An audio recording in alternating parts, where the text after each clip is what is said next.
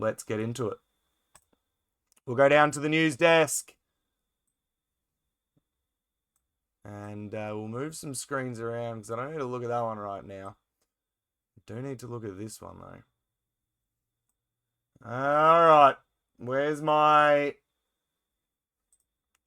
image slideshow? For those that are unaware, we are the online LCS. If you would love to see more of this content, please do subscribe to all of the channels that we're on, whether it be Twitch, Instagram, whatnot, YouTube, anywhere in between.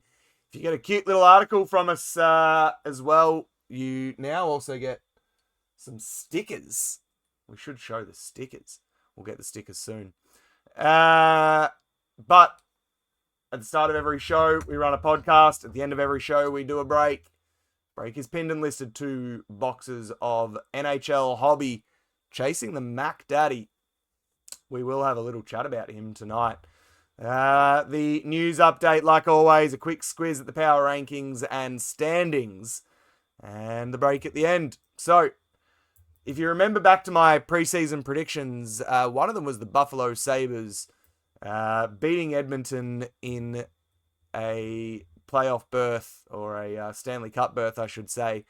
And we'll get to the standings very soon, but just off the top, my Buffalo Sabres having a stretch.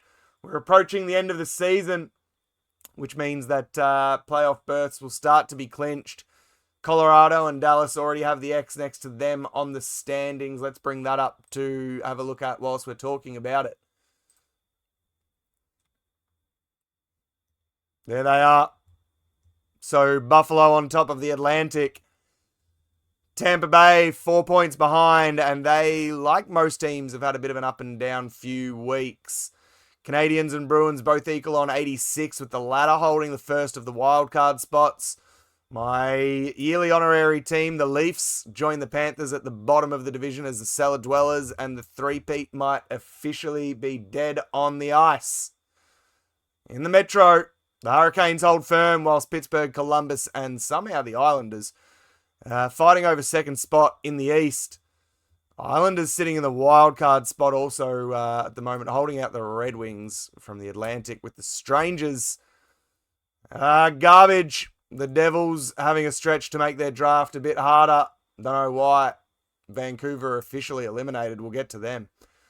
In the West, Colorado and Dallas are locked in. The Wild are 12 points ahead of the Mammoth. You'd think they get third. The Black Hawk Tours have moved to the bottom of the division, with only the Canucks having a worse differential than them. Meanwhile, the Canucks are on 21 regulation wins for the season. Genuinely suck. The Bedards and company will reload again for next season, but they need to make some changes. St. Louis have become a basket case after some mid-season form, and surely they now look towards the draft. In the Pacific, it is a slightly tighter division, with the Ducks, the Quacks ahead of the Knights, and God knows who the Oilers are this season. But the Kings and Kraken hold the middle of the division, whilst Calgary and the Canucks are well and truly in tank motions.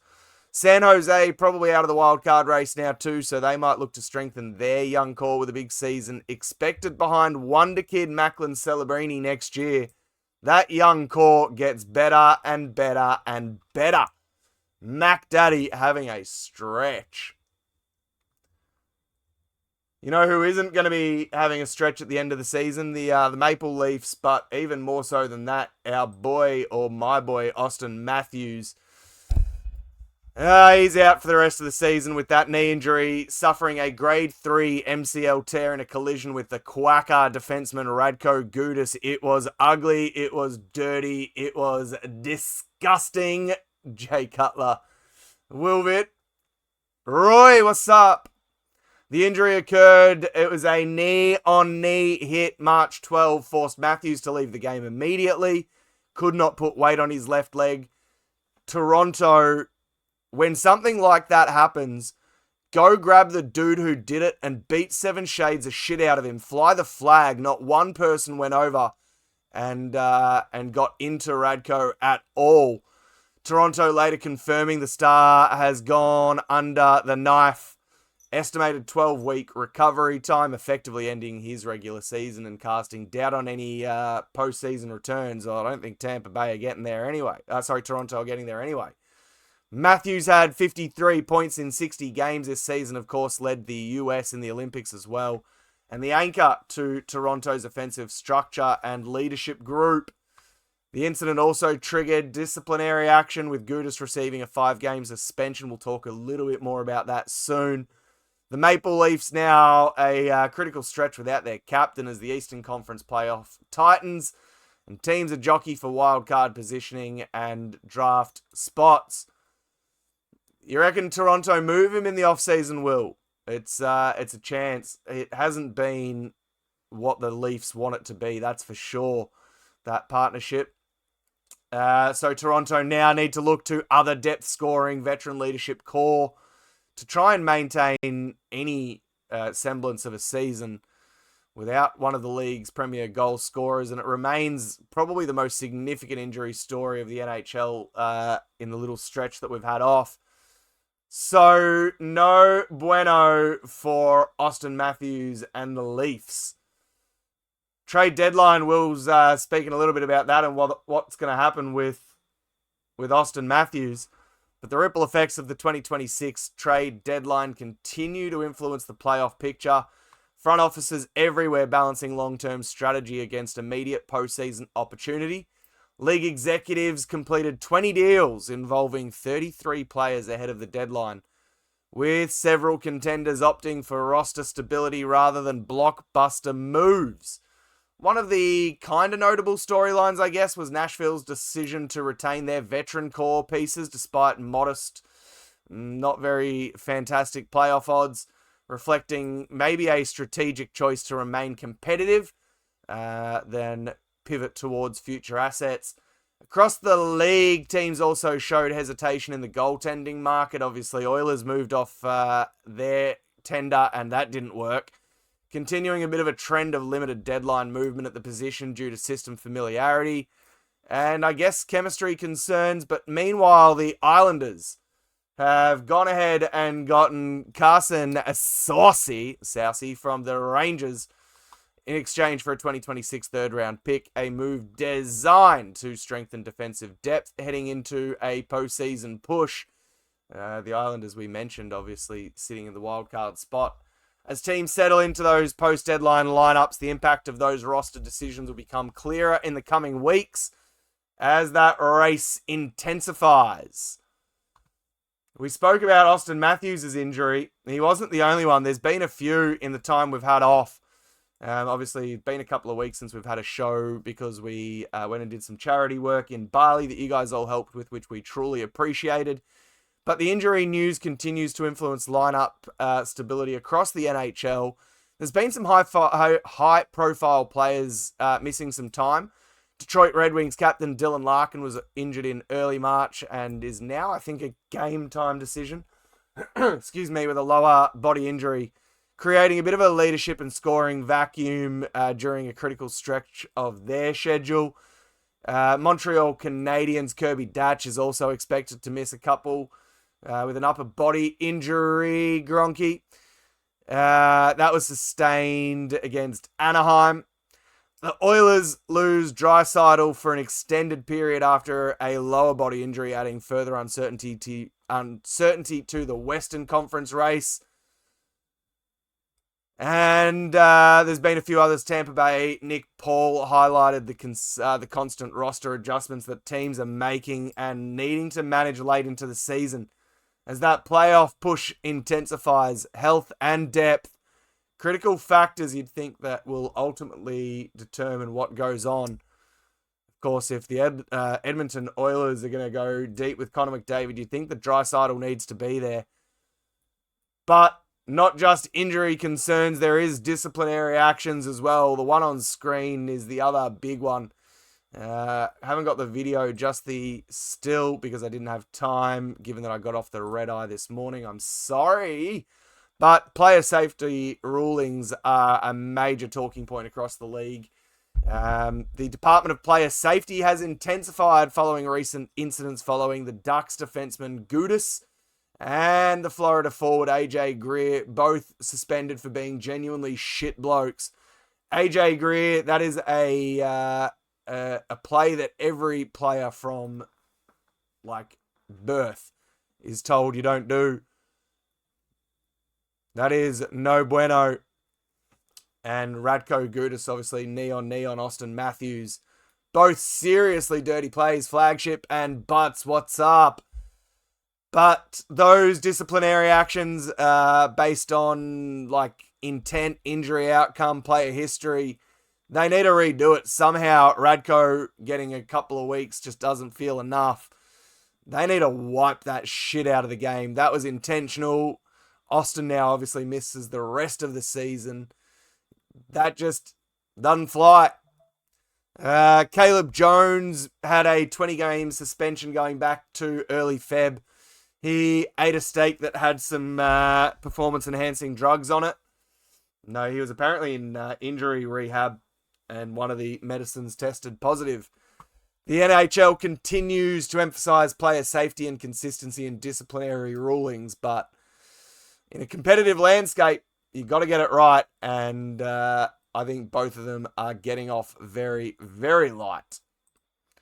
We'll look at the standings again, because we are approaching the very pointy end of the season, Flagship. Colorado, still the best. They've been number one in the power rankings for most of the season. They remain there, no movement. Although Tampa Bay Lightning were, I think, thereabouts about a month ago when we last had a show. Jeez, it's been a minute, hasn't it? It's been about a month. Far out. Colorado Avalanche were in number 2 last time as well, so they haven't moved too far. They've just been in 1 pretty much the whole season. Dallas Stars, I haven't had them in the power rankings for most of the season, even though they've been the genuine number 2. Largely just because they're super consistent, but not at the power ranking level of just going up and down. They seem to just get it done more often than not. But number three, the Buffalo fucking Sabres, who are on an absolute wagon. A genuine roll. Call them hot butter. They are unbelievable at the moment. Get up the Sabres. And I'm pretty sure they're playing tomorrow, because I'm pretty sure every fucking team in the NHL plays tomorrow. Let's have a look at those games, and you guys can help me make some tips, some trips, and some slips. Columbus at Philly. You'd think Columbus away are going to get that job done. Philly. Yeah, neg 9 on the season. I'll take the Blue Jackets, please. The Chicago Blackhawks, the Bedards versus the New York Islanders. Blackhawks are done. They're going to be jockeying now for position in the draft. I'll take the Islanders. Rangers and Ottawa was the only game today. Not a fantastic game to watch for what it's worth. Leafs versus Bruins. Jeez, I wonder what we're going to tip there, fam. I wonder.